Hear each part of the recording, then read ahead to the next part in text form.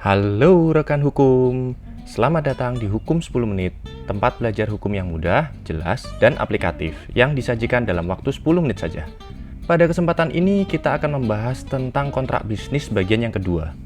Tunggu apa lagi? Yuk kita bahas! Di bagian pertama, kita sudah membahas sampai dengan bagian kecakapan pada komparisi. Sekarang kita lanjut mengenai keterangan tempat ya. Keterangan mengenai tempat juga sangat penting, karena jika pemilihan hukum tidak diatur secara khusus, maka domisili atau tempat tinggal ini bisa menjadi acuan untuk penyelesaian perkara. Khusus mengenai perbuatan hukum yang sifatnya spesifik, misalnya nih, penjualan aset, maka jika pihak itu adalah orang, kalau sudah menikah, diperlukan adanya persetujuan dari pasangannya. Sedangkan kalau pihaknya itu adalah badan hukum, diperlukan persetujuan dari pihak lain yang diatur dalam peraturan perundang-undangan atau anggaran dasarnya. Selanjutnya, kita bahas mengenai konsideran yang merupakan dasar dibuatnya kontrak. Konsideran itu berisi tentang kronologi singkat yang menjelaskan alasan dibuatnya kontrak bisnis. Bisa menerangkan tentang MOU yang sudah dibuat, atau tentang kepentingan masing-masing pihak, atau membahas negosiasi yang sudah disepakati sebelumnya oleh para pihak. Bagian konsideran ini penting banget loh, tapi seringkali disepelekan oleh kontrak drafter karena dianggap nggak esensial. Padahal kalau konsideran ini disampaikan dengan jelas, jujur, mudah dipahami, dan disajikan apa adanya, maka bermanfaat banget bagi masing-masing pihak kalau terjadi sengketa. Misalnya nih, dari konsideran, seorang hakim ketika memeriksa suatu sengketa, bisa dia menilai kepentingan masing-masing pihak dan bisa lebih mudah memutuskan siapa yang benar dan siapa yang salah kalau ada sengketa ya. Jadi rekan hukum kalau membuat suatu kontrak bisnis, perhatikan banget ya konsideran ini ya, supaya kelak kalau terjadi kejadian yang tidak diinginkan dan timbul sengketa, penegakan hukum bisa lebih mudah untuk dilakukan. Kemudian kita masuk ke bagian yang paling esensial dari kontrak, yaitu tentang badan atau isi kontrak. Di dalamnya ada objek perjanjian, ada kewajiban pihak-pihak, ada hak pihak-pihak, ada biaya dan tata cara pembayarannya, ada aturan hukum yang digunakan. Ini wajib ya kalau kontraknya bersifat kontrak internasional.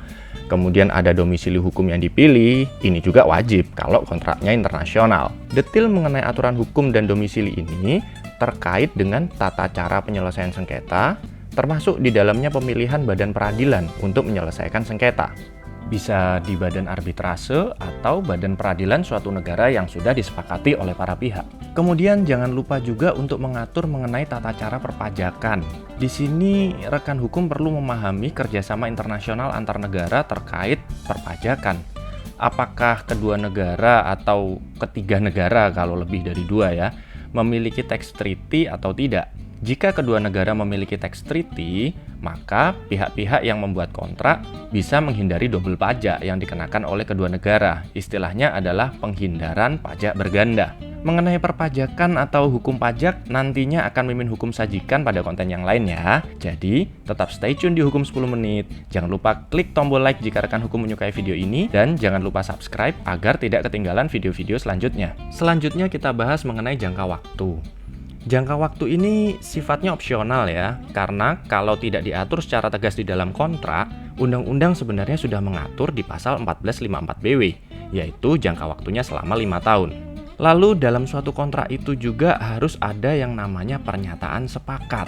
Pernyataan sepakat ini dituangkan dalam bentuk penandatanganan yang dilakukan oleh pihak-pihak yang memiliki kapasitas untuk menandatangani. Kalau dalam wujud manusia ya harus orang itu sendiri yang menandatangani. Kalau badan hukum berarti harus orang yang sudah ditentukan oleh undang-undang atau anggaran dasarnya.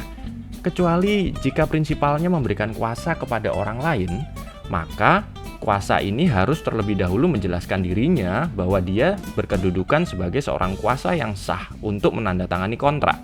Kalau sudah tanda tangan, nggak perlu lagi ya ada cap jempol, karena pembubuhan cap jempol itu diatur secara khusus bagi mereka yang tidak memiliki kemampuan baca tulis. Aturan mengenai cap jempol itu diatur di pasal 1874 BW ya. Selanjutnya kita bahas mengenai tempat dan waktu kontrak.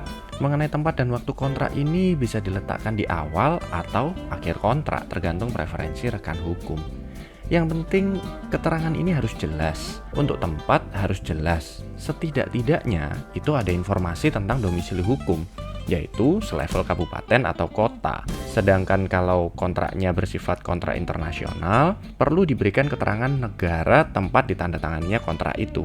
Kalau waktu juga harus jelas ya, tanggal, bulan, tahun penandatanganan kontrak. Mau lebih detail lagi, ditambahkan jam penandatanganan kontrak? Boleh. Nah, di layar ini ada tulisan locus dan tempus.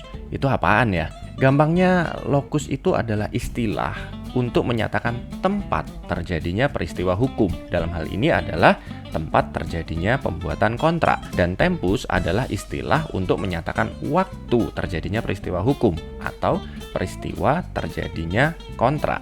Oke rekan hukum, itu semua adalah struktur dan sistematika dasar yang perlu ada dalam pembuatan kontrak bisnis. Selanjutnya kita membahas tentang teknis lain, yaitu mengenai bahasa yang digunakan dalam kontrak bisnis. Kebanyakan kontrak kalau kita baca itu menggunakan bahasa yang rumit dan berputar-putar, atau kalau bahasa Surabayanya itu adalah bulet. Nah, kalau kita membuat draft kontrak bisnis, usahakan dibuat dengan bahasa yang mudah dimengerti, sehingga orang yang baca itu juga ngerti dengan apa yang dimaksudkan di kontrak itu. Tipsnya adalah dengan menggunakan tata bahasa dan kosakata sesuai dengan ejaan yang disempurnakan. Misalnya nih, penggunaan kata praktik. Praktik yang pakai huruf E itu salah ya. Yang benar adalah praktik pakai huruf I.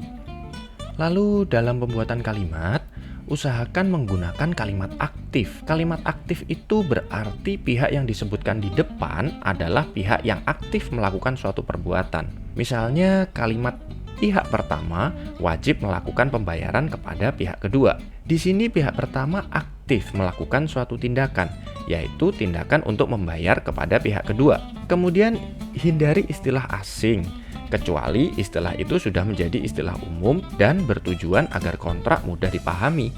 Misalnya menggunakan kata online dibanding kata daring. Tapi kalau rekan hukum menggunakan kata daring itu lebih baik lagi sih, karena daring sudah menjadi kosakata resmi di bahasa Indonesia. Selanjutnya, teknis pembuatan kontrak itu harus padat dan jelas. Jangan pernah mengulang-ulang pernyataan dan menggabungkan banyak premis ke dalam satu paragraf.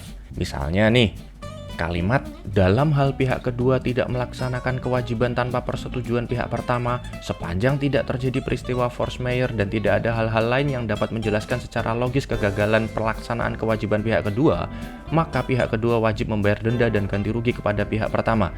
Gila, panjang banget nih ya. Ini kelihatannya akan lebih enak kalau kita ganti dengan kalimat yang ringkas. Misalnya dengan menggunakan kalimat dalam hal pihak kedua wan prestasi, maka pihak kedua wajib membayar denda dan ganti rugi kepada pihak pertama. Keterangan mengenai wan prestasi ini sendiri lebih baik dijelaskan secara terpisah di bagian yang lain. Kemudian, dalam suatu kontrak, itu tidak perlu menulis ulang peraturan perundang-undangan. Cukup dituliskan pasalnya aja. Karena kualitas kontrak itu tidak dinilai dari ketebalan halaman. Meskipun ada manfaatnya juga sih kalau kontraknya tebel. Kalau dikiloin kan dapatnya banyak duitnya. Selanjutnya, kontrak bisnis itu harus seimbang ya. Maksud dari seimbang ini adalah kewajiban dan hak masing-masing pihak harus seimbang sesuai dengan proporsinya. Karena kontrak bisnis itu pada dasarnya dibuat supaya pihak-pihak yang terlibat saling mendapatkan keuntungan. Jangan sampai ada satu pihak yang memiliki kewajiban overload, tapi dia nggak dapat hak yang sepadan dengan kewajiban yang dilakukannya. Nah, kalau kawin kontrak gimana? Di sini Mimin Hukum nggak bahas ya tentang kawin kontrak.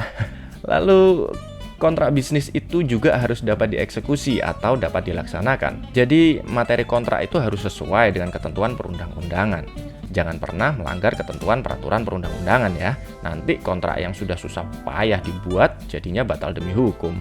Lalu materi kontrak itu harus logis dan dapat dilaksanakan oleh pihak-pihak yang membuat. Boleh-boleh aja memberikan janji fantastis dalam suatu kontrak. Tapi kontrak bisnis itu kan dibuat untuk dilaksanakan, bukan supaya terjadi wan prestasi. Lalu ada pihak yang nantinya memanfaatkan keadaan wan prestasi itu untuk mendapatkan keuntungan dari ganti rugi, denda, atau bunga. Materi kontrak itu jangan melibatkan pihak lain, kecuali dapat dipertanggungjawabkan oleh pihak yang menyatakannya. Ketentuan ini bisa rekan hukum pelajari di pasal 1315 BW sampai dengan pasal 1317 BW ya. Misalnya ada klausul yang menyatakan bahwa pihak pertama menjamin akan memperoleh pinjaman dari bank suka minjemin uang, maka pihak pertama ini harus benar-benar memiliki kepastian untuk mendapatkan pinjaman itu.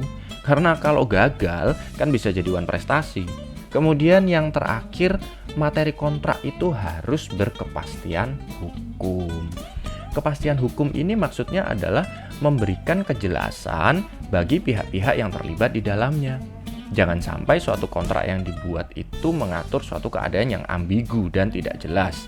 Misalnya nih, kalau mau jual beli properti, ada klausul pihak kedua berjanji akan membayar properti yang dibeli dari pihak pertama. Kalau nggak ada klausul penjelas lain, kan kasihan pihak pertama, kena PHP dia. Dia nggak dapat kepastian kapan waktu tunggunya dia untuk mendapatkan pembayaran. Oke rekan hukum, sampai jumpa di pembahasan berikutnya. Tetap stay tune di Hukum 10 Menit. Dan ingat, peraturan dibuat bukan untuk dilanggar, melainkan untuk ditaati. Bye!